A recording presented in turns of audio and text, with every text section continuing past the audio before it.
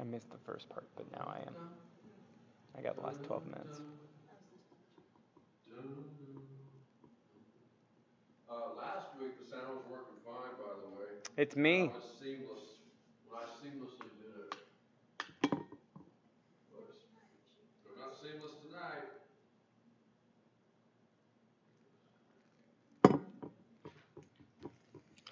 And sorry, you said it was Target Publix, and what was the other Publix? Or constituency. Constituency. Thank you.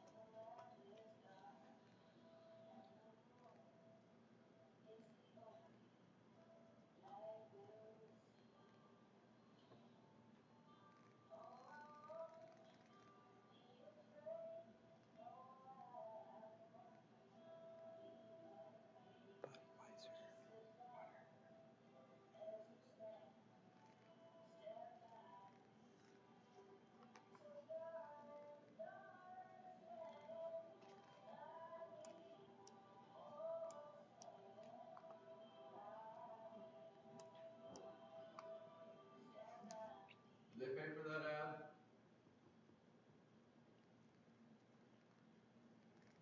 It was a Super Bowl commercial? Say it again? Was it a Super Bowl commercial? I don't think it was. I'm not sure though. Did they pay for that ad? Yeah. We're selling beer. They're talking about their virtuous social responsibility. They still Did they pay for the ad? Yeah. Yeah, because they're a for-profit company. Now, I was on the board of directors for Boys and Girls Club for 9 years. Did we pay for our ads? No. No, we were a nonprofit. But when did they run our ads? At 2 and yeah. In the morning, opposite the Super Bowl. But they're required to run PSAs. What's a PSA? Public service announcement. Okay, and our national spokesperson back then was Denzel. So he was very popular. He grew up with Boys and Girls Clubs. And then we had a spur on there, Terry Porter. He was on the board with us. What a great guy. He didn't come to all the meetings, but we had our events, he would MC the events. And he'd remember my name all the time. And I'd only seen him like twice a year. And he'd remember my name.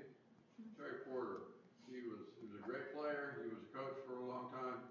And but just he wasn't an arrogant athlete, you know, and he didn't have to work with us. And he gave us like 10 grand each year or whatever. But his presence at our golf tournament, our casino nights and stuff like that were just, he was magnificent. Great guy. All right. Do you know what I almost did, Nick? Drank this, but it wouldn't drink, so I'm safe. Okay.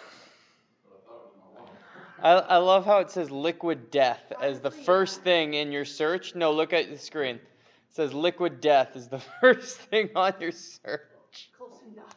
That is quite good. Excellent there. Don't drink hand sanitizer. That's the public service announcement for tonight. Is PR free? No. To pay? No. If Gabby's the PR director, does she get a salary? Yes. Does her staff get a salary? Yep. Yes. When she takes out an ad, does she have to pay for it?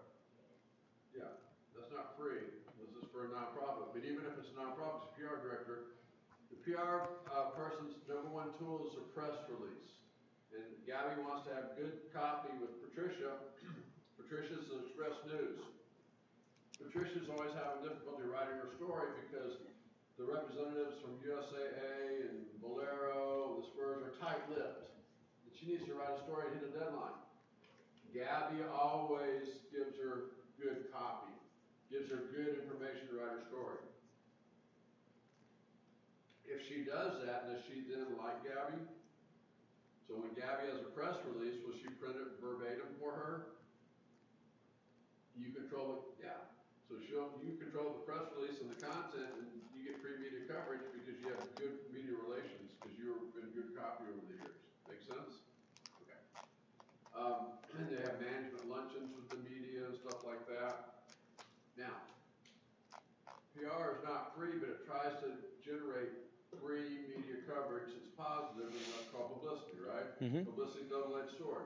It's both positive and negative. Positive publicity is the best thing that can happen to you. Why? It's good for the Third party brand. source credibility. People Yep. believe it. Do people believe advertising? They have a healthy skepticism of advertising.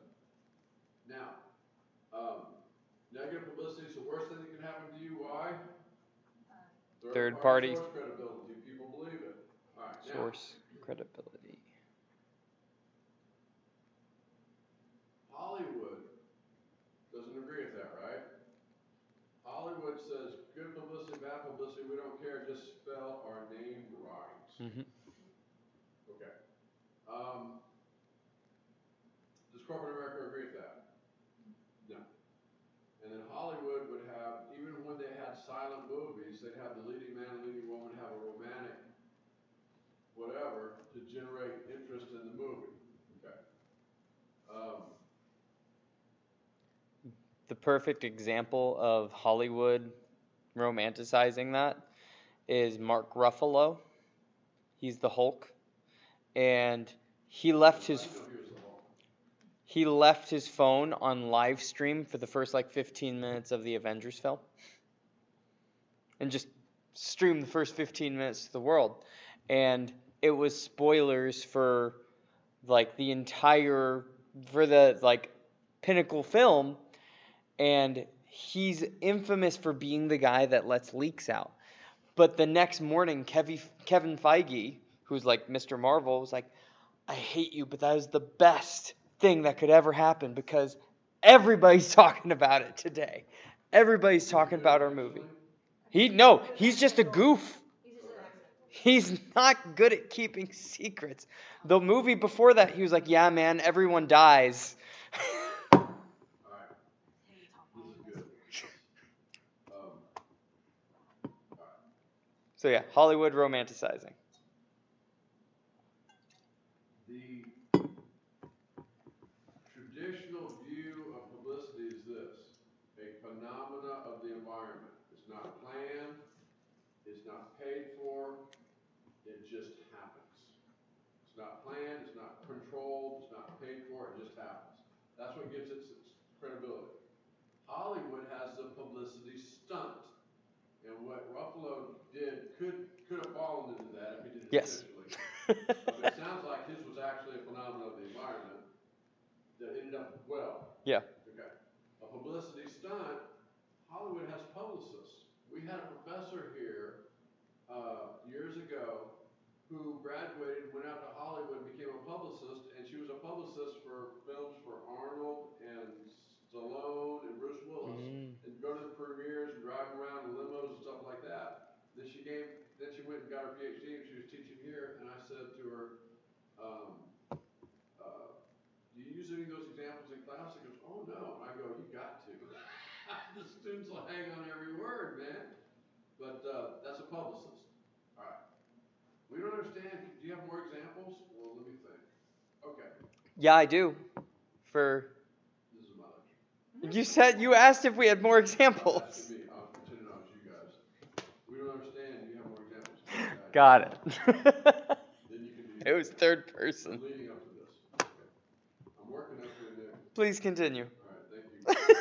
Why, yes, students, I think I do have some more examples. Maybe these examples help illustrate it. A phenomenon of the environment. In the 1978 Super Bowl, sports fanatics, who did the Dallas Cowboys play? Here, that's right. They played the Denver Broncos. Very good. +5 next dice.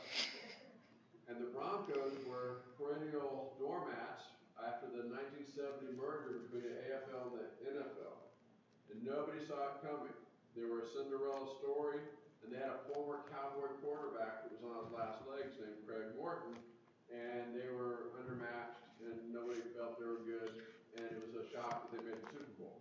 But they had a very powerful defense, and they wore bright orange uniforms, and the Denver media called the defense the Orange Crush. Orange Crush is the name of what? A soda. The sale of Orange Crush in the state of Colorado exceeded 200% that fiscal year. They didn't spend a dime in drawer 5. Nice. And that is a phenomenon of the environment. Nobody knew it was going to happen. Good? Publicity stunt. On February 9th, 1964, 4 young lads appeared on the Ed Sullivan Show. Who were these? The Beatles. The Beatles. And the Beatles had a manager named Brian Epstein who died under mysterious Yeah. circumstances. Yeah. So did Paul.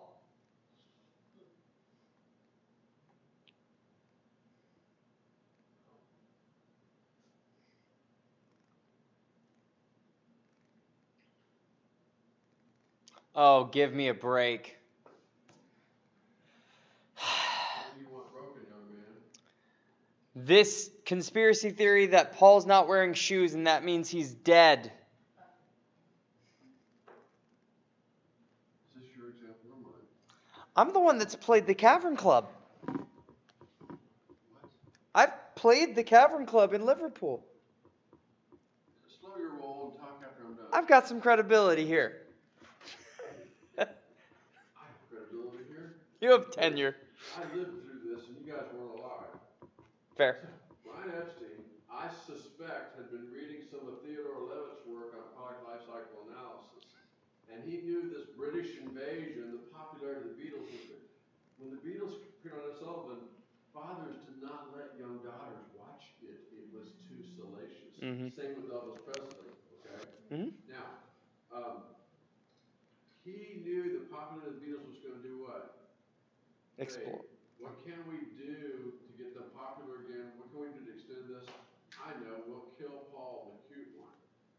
And in the summer of 1969, 5 years later, a rumor broke that Paul was dead.